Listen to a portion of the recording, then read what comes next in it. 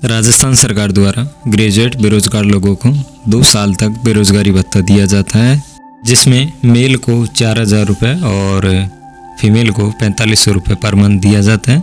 यदि आपने अभी तक फॉर्म फिलअप नहीं किया है तो वो हमारे यूट्यूब चैनल पर ऑलरेडी वीडियो डाल रखी है। वीडियो का लिंक मैं डिस्क्रिप्शन में डाल दूंगा, तो वहाँ जाके आप चेक कर सकते हैं। फिलअप करने से पहले हमें कुछ 10 से 12 डॉक्यूमेंट्स की ज़रूरत पड़ेगी। एप्लीकेशन में सेंड बैक डॉक्यूमेंट्स में कुछ एरर होने के कारण ही होती है। इस वीडियो को कंप्लीट देखने के बाद आपको डॉक्यूमेंट से रिलेटेड कोई भी वीडियो देखने की आवश्यकता नहीं होगी, इसकी हमारी पूरी गारंटी रहेगी। इस वीडियो में हम जानेंगे डॉक्यूमेंट्स कौन से फॉर्मेट में होने चाहिए, उनकी साइज़ कितनी होनी चाहिए। इसके बाद एनेक्जर 1 और income declaration form I, income के, ये क्या फॉर्म होते हैं और इनको कंप्लीट कैसे फिल करना है कि हमारे फॉर्म में कोई भी सेंड बैक की रिक्वेस्ट वापस नहीं आए। ये बिना किसी देरी के वीडियो स्टार्ट करते हैं। और इससे पहले यदि आपने हमारे यूट्यूब चैनल को सब्सक्राइब नहीं किया तो प्लीज़ सब्सक्राइब कर लीजिए, और वीडियो इन्फॉर्मेटिव लगे तो लाइक शेयर ज़रूर कीजिएगा। सबसे पहले हमारे आधार और जन आधार दोनों में मोबाइल नंबर अपडेट होने चाहिए। सेकंड, हमारे पास एक पासपोर्ट साइज़ फ़ोटो होनी चाहिए जिसकी साइज़ 1 से 20 KB के बीच होनी चाहिए। नंबर पे हमारे पास मूल निवास प्रमाण पत्र होना चाहिए। फोर्थ नंबर पे हमारे पास ग्रेजुएशन की मार्कशीट होनी चाहिए, जो या डिग्री की या फाइनल सेमेस्टर की हो सकती है।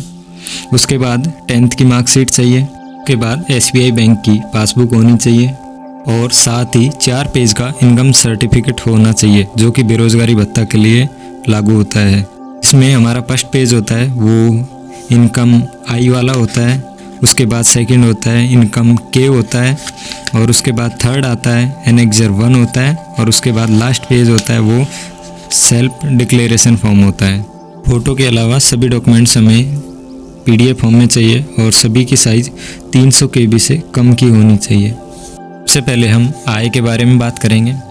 जो आय के इसमें 4 पार्ट होते हैं, इनकम आई, इनकम के, एनेक्जर 1 और सेल्फ डिक्लेरेशन फॉर्म। इनकम आई में सभी डिटेल हम फिल कर देंगे। बाकी पहला कन्फ्यूज़न होता है जो होता है जाति और उपजाति। जाति में हमें जो सबकास्ट होती है कैटेगरी उसको सेलेक्ट करना है, और उपजाति में हमारी जो जाति होती है उसको फिल करना है। सेकेंड, फ़ोटो अटेस्टेड होनी चाहिए जो किसी गजेटेड ऑफिसर से, उसमें हमें गजेटेड ऑफिसर की सील लगेगी और सिग्नेचर दोनों आधे फ़ोटो के अंदर होंगे और आधे फ़ोटो से बाहर होने चाहिए। थर्ड नंबर पे उसकी नोटरी होनी चाहिए जो कि SR नंबर, डेट और विद सिग्नेचर अटेस्टेड होनी चाहिए। सेकेंड होता है हमारे पास इनकम के, उसको हमें किसी भी गजेटेड ऑफिसर से फिल करवाना है और उसको कंप्लीट फिल करना है। उसके बाद उसका नेम मेंशन करना है, उसमें डेट मेंशन करनी है, एड्रेस मेंशन करना है, और उसके सिग्नेचर और जो उसकी सील है वो लगानी है। उसके साथ ही उसके मोबाइल नंबर भी हमें साथ में एंटर करने हैं। मोबाइल नंबर का ज़रूर ध्यान रखना है, वरना आपके एप्लीकेशन में सेंड बैक की रिक्वेस्ट ज़रूर आएगी। थर्ड आता है हमारे पास एनेक्जर 1, जिसको हमें कंप्लीट फिल करना है, उसकी नोटरी करवानी है। और थर्ड पार्ट होता है उसमें हमें सेल्फ सिग्नेचर करने हैं, जो हमारे खुद के सिग्नेचर होंगे, जो सिग्नेचर फ़ोटो पे आधे बाहर और आधे ऊपर होने चाहिए। हमारे 2 बार सिग्नेचर होंगे, फर्स्ट तो फ़ोटो पे होगा और सेकंड होगा जो सिग्नेचर ऑफ एप्लीकेंट लिखा रहता है उसके नीचे हमें सिग्नेचर करना है। और लास्ट पार्ट होता है सेल्फ डिक्लेरेशन फॉर्म, जिसको हमें अटेस्टेड करवाना होता है विद नोटरी, और उसके बाद इसमें हमारे सिग्नेचर करने होते हैं। इसको हमें काफ़ी अच्छे से रीड कर लेना है, फिर तब जाके ही इसको फिल करना है। सभी डॉक्यूमेंट्स के बारे में जो भी इम्पोर्टेंट पॉइंट थे वो हमने अभी कंप्लीट कर लिए हैं। फ़ोटो के अलावा सभी डॉक्यूमेंट्स PDF फॉर्म में होने चाहिए और उनकी साइज़ 300 KB से कम की होनी चाहिए। तो हमारा लास्ट पार्ट रहता है जिसमें डॉक्यूमेंट अपलोड करते समय एक नंबर ऑफ डॉक्यूमेंट्स में हमें क्या फिल करना है, कौन से डॉक्यूमेंट्स नंबर फिल करने हैं, और हमें एनेक्जर 1 के डॉक्यूमेंट्स नंबर क्या है, या डिक्लेरेशन फॉर्म आई के क्या है, डिक्लेरेशन इनकम वेरिफिकेशन फॉर्म के इसके क्या है, उसके बाद इनकी इश्यू डेट क्या रहेगी। तो ये सभी हम अभी कंप्लीट फिल करेंगे। नंबर से स्टार्ट करते हैं। ये है बोनाफाइड सर्टिफिकेट, जो कि हमारा मूल निवास प्रमाण पत्र होता है।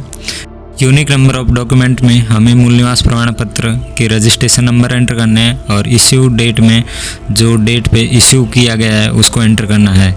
उसके बाद चूज़ फाइल पे सेलेक्ट करना है, और PDF सेलेक्ट करनी है। उसके बाद अपलोड पर क्लिक करके उसको अपलोड कर देना है। अपलोड का सभी का सेम ही प्रोसेस रहेगा। सेकंड में हमें ग्रेजुएशन के रोल नंबर एंटर करने हैं और जिस डेट को मार्कशीट इशू की गई है वो डेट मेंशन करना है और उसके बाद चूज फाइल पे सेलेक्ट करके उधर अपलोड पे क्लिक करके अपलोड कर देना है। उसके बाद आता है थर्ड, इसमें आती है 10th की मार्कशीट। इसमें हमें रोल नंबर एंटर करना है और वो मार्कशीट का इशू डेट वही इसमें मेंशन करना है और इसको अपलोड कर देना है। उसके बाद फोर्थ नंबर पे इसमें एनेक्जर 1, इसमें हमें यूनिक नंबर ऑफ डॉक्यूमेंट्स में 01 एंटर करना है और इशू डेट पे हमें जिस डेट को नोटरी की गई है उस डेट को एंटर करना है और उसके बाद चूज फाइल पे क्लिक करके इसको भी अपलोड कर देना है। उसके बाद आता है बैंक पासबुक। बैंक पासबुक में हमें अकाउंट नंबर एंटर करना है। उसके बाद इशू डेट में हमें पासबुक की इशू डेट एंटर करनी है और इसको भी अपलोड कर देना है। 6 में हमें 02 एंटर करना है और नोटरी की डेट एंटर करके चूज फाइल पे सेलेक्ट करके इसको अपलोड कर देना है।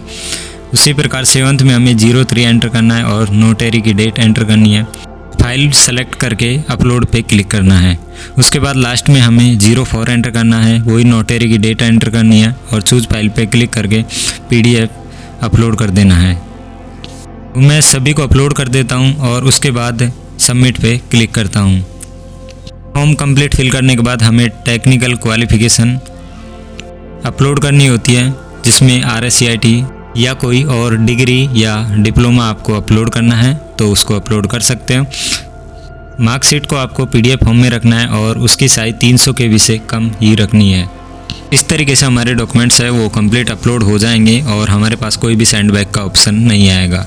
यदि आप फॉर्म फिल करने में यदि कोई एरर कर देते हैं और सेंडबैक का ऑप्शन आ जाता है तो उसके लिए मैंने ऑलरेडी वीडियो बना रखी है, आप जाके चेक कर सकते हैं और वहाँ से डॉक्यूमेंट्स भी अपलोड कर सकते हैं।